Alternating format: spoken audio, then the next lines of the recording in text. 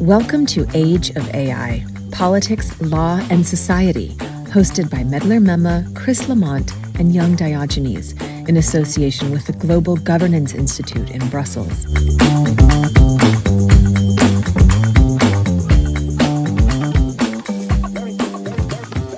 Hello and welcome to the Age of AI podcast. Today we are delighted to welcome Mihalis Kritikos of the European Commission to the Global Governance Institute here in Brussels. Mihalis is a policy analyst on artificial intelligence, ethics, and trustworthy governance of AI, research ethics and integrity sector at the Research Integrity Sector of the European Commission, and today he's going to talk to us about AI ethics, the EU AI Act, and perhaps also discuss some of his work on AI surveillance in the workplace. Mihalis, welcome to the show, and thank you for joining us. Thank you for the invitation. Thank you for giving me the chance to present what we have been doing for the last few years in that domain. Wonderful. And I'm sure our listeners are really looking forward to hearing about this. The European Union has been in the news a lot recently. Also, we might mention, for example, in the context of the Council of Europe. Also, so here in the continent of Europe, there have been a lot of developments in the AI regulatory space. But before we get into that, Mihalis, I'm curious about how you got started working on the subject of AI ethics. Can you tell us a little bit more about that? That's a very good question. During the pandemic, when I was at that moment working for the Scientific Foresight Unit at the European Parliament, there was a need for studies and analysis of what technologies can do in order to get out of this health crisis. And I got interested in the way AI at that moment was kind of designed in a way to enhance our efforts to get out of this crisis. So I started writing about the use of AI in different application areas as a means to, let's say, manage the crisis. But at the same time, I developed an interest in, and I have a long-standing interest in the ethical and legal dimension of technologies when used in real-life environments. So that's how AI got into my radar. And since then, I can only think on a day-to-day basis of issues related to AI so as to that do not only constitute my kind of day-to-day object of analysis, but they are part also of my academic life. That's fascinating. And during the COVID-19 pandemic, of course, we saw that the potential of AI, both in terms of providing a solution, but also the risk in terms of surveillance as well, correct? Yeah, that's correct. And that's something that at least my analysis and the studies I performed indicated from the very beginning, that as every technology has its positive and negative dimensions depending on how you use it. In the case of AI, it may have a very serious ethical kind of side effect, or the ethics or the socio-ethics dimension of its use should be an object of political attention, should come to the attention of the politicians, and policymakers should make sure that before or let's say once they decide to deploy such a technology, they need to take into account that this technology is still at a stage where it's still under development. So there are certain safeguards that need to be introduced in order to make sure that all sorts of potential human rights and other implications are taken into account at the design phase in order to prevent potential harms. Right. And in this context, there have been different approaches to attempting to mitigate these harms at an international level, and different regulatory approaches, such as more soft law or guideline-based approaches. And the European Union has taken a risk-based approach to addressing these risks. Do you think the European Union's AI Act has struck the right regulatory balance here? I think so. And that is because in my domain, in the domain of ethics, we see a lot of declarations, a lot of codes of conduct, a lot of principles. But what we lack sometimes is enforcement mechanisms to kind of apply and make sure that these principles are implemented in a consistent and uniform way. So having an instrument of hard law in our hands, I think it can only help the efforts of the regulators and the policymakers to measure the risk, to assess the risk, and to be careful and I would say rational in the way AI systems are released in different domains. And there are very sensitive domains where AI is considered to be not a problem but a challenge. So I think that the Act if implemented in the way legislators, EU legislators have in mind, will achieve quite important, will achieve what we think it is important, which is to gain the trust of the public. That's why AI, in kind of narrative of European Union, is labeled as trustworthy AI or human-centric AI. Absolutely. And of course, the European Union's AI Act reflects previous discussions on AI ethics. Can you tell us a little bit more about why these discussions, or why and how these discussions on ethics informed this process? Yeah, that's a very good question. AI is not the first set of technologies that is under the regulatory radar of the European Commission. And there have been different various efforts previously in the domain of nanotechnology, in the domain of biotechnology, where EU started working and actually designed authorization frameworks and a way to assess the risks of these technologies. So there have been lessons learned from these domains, but also there has been a gradual and very growing acknowledgement of the need to make sure to understand, to acknowledge the socio-technical dimension of the technologies. That doesn't approach technologies in a deterministic way.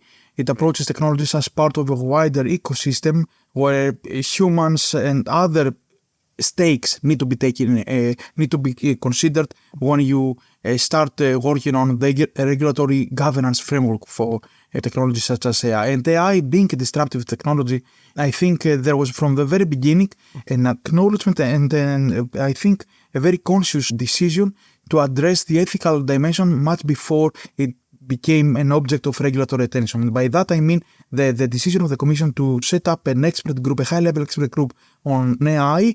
This group released 7 ethics requirements, principles, and since then they started going more serious or more into the legislative and regulatory terrain in order to make sure that at the end of the day, by 2024, there would be a policy and legal framework to kind of manage the risks coming out from different uses of AI in different contexts.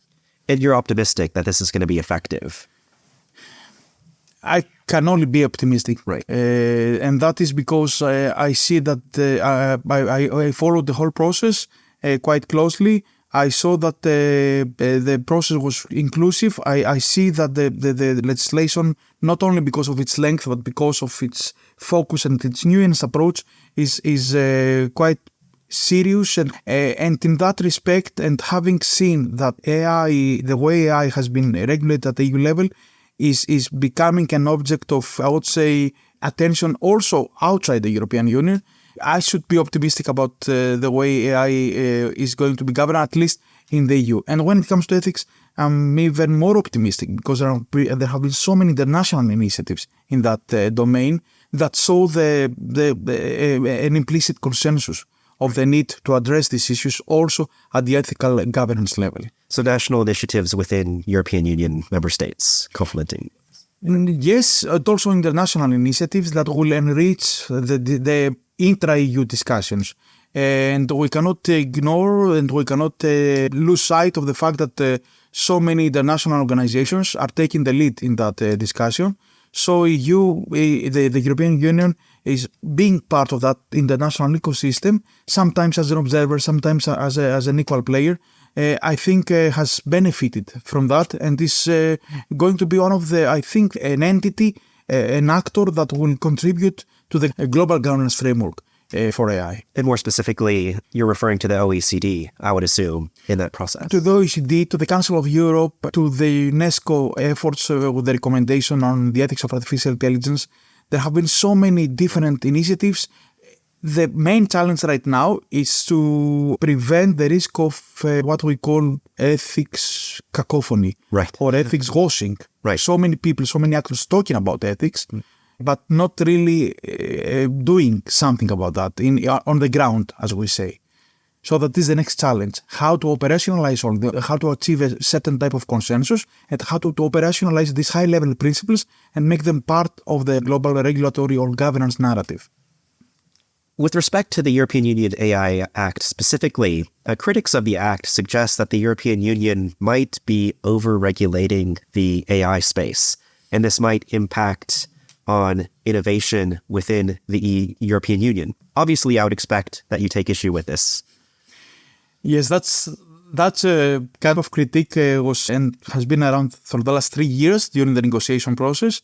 I think there have been changes and amendments to the initial text that take into account and take stock of these, I would say, pro-innovation voices.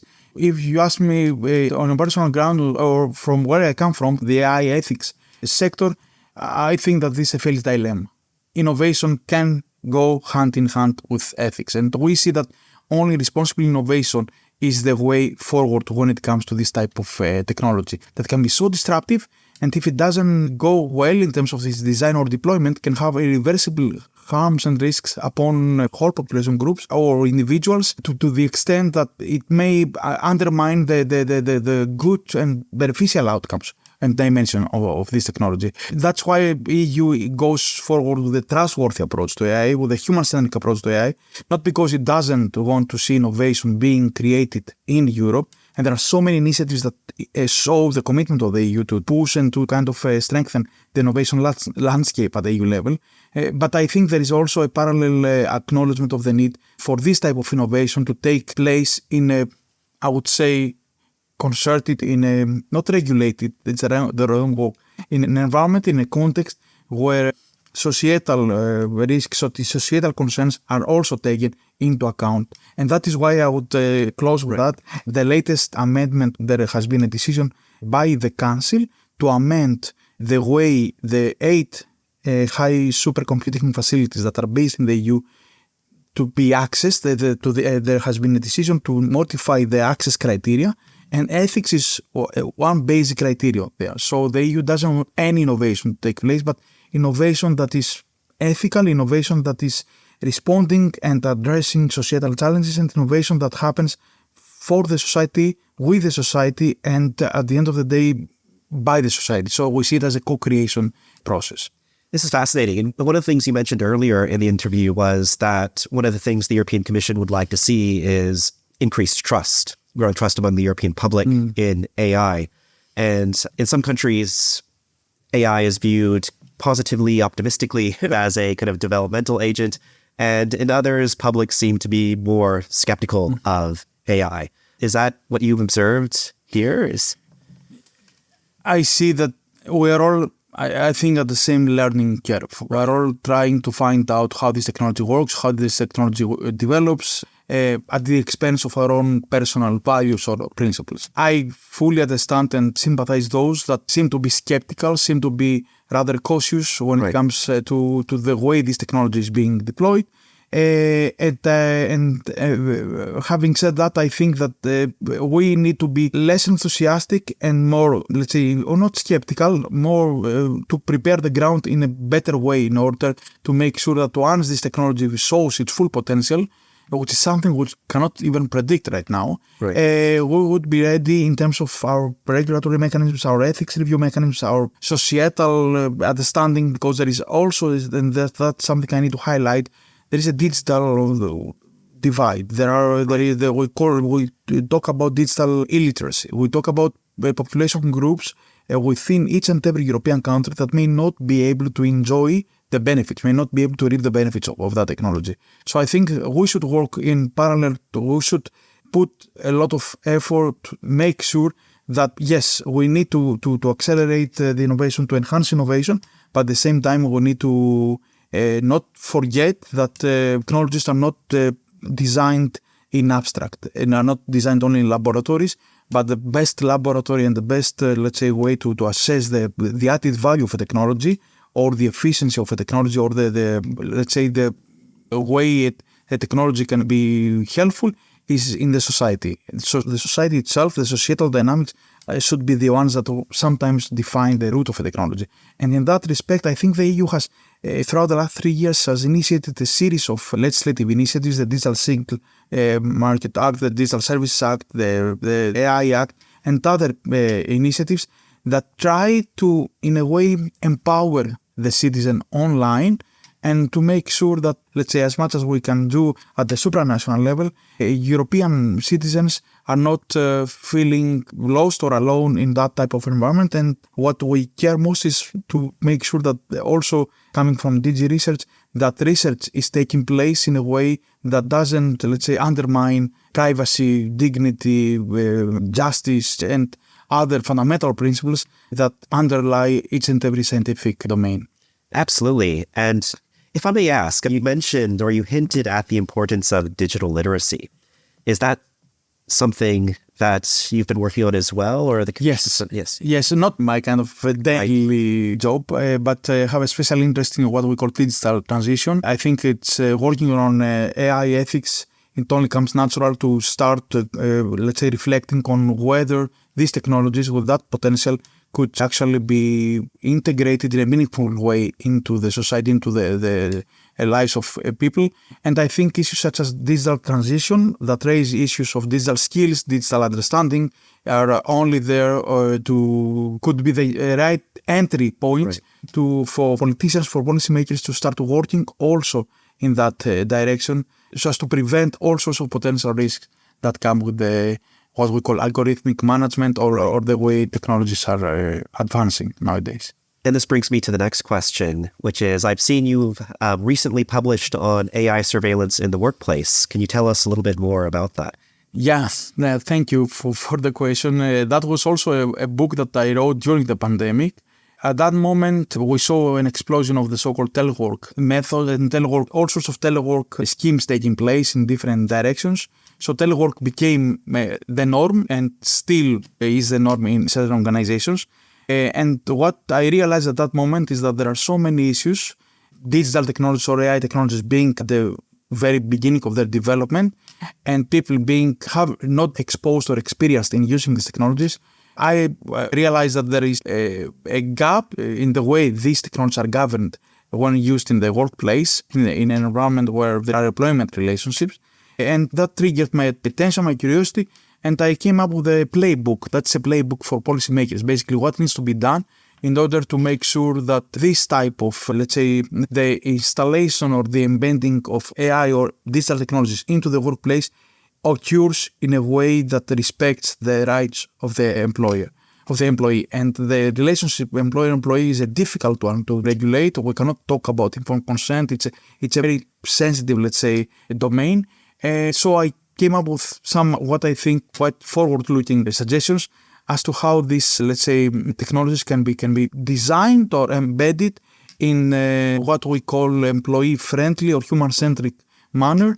For example, the right to disconnect is one of the main recommendations. That is something that hasn't been established at EU level, and I hope that this is going to become real in the years to come, so as to prevent what we see in other jurisdictions outside the European Union, in other countries, the kind of algorithmic management or capture of the employee, and for the employee to be gradually transformed into a data subject whose rights are almost forgotten.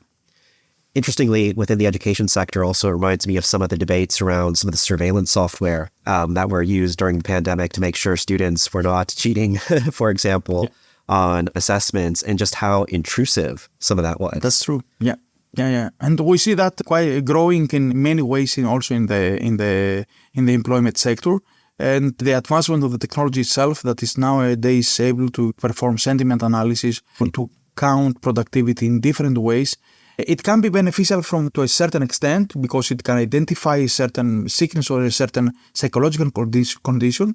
But most of the times it is overused. And that is where I think regulation or a certain model of governance, responsible governance, should come forward. And that is, I don't say that it can only come by the EU or at the EU level, but working for the EU institutions and being part of the discussions about how the responsible technology should be when they are designed and deployed. I think that is probably the right place to start discussing with the new European Parliament about that to disconnect or other types of rights that are, let's say, are probably already there offline, but are not there yet in the online world. And to push you a little bit further on that, what developments do you anticipate in the AI regulatory space in the coming months? What should we be looking for?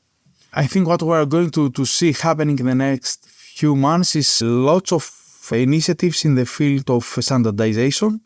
I think that our standardization organizations already work on different aspects of AI technology and trying to produce standards. So standardization is going to be one domain of intense activity. Certification is going to be another. And what I think is going to be happening is a mushrooming of initiatives in the field of sandboxing.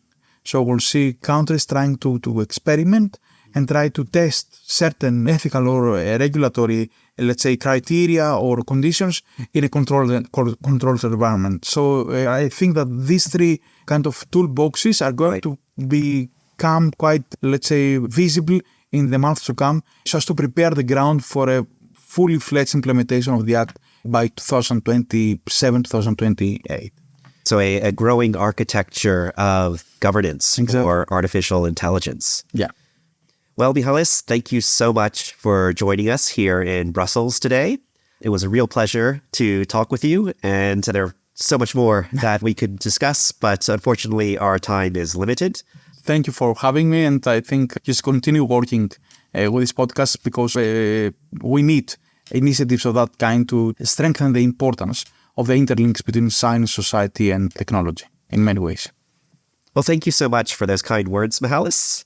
As always, if you like the show, please subscribe to us on iTunes or wherever you find your podcasts, and join us again next time for another discussion at the intersection of law, society, and politics. Until then, stay human.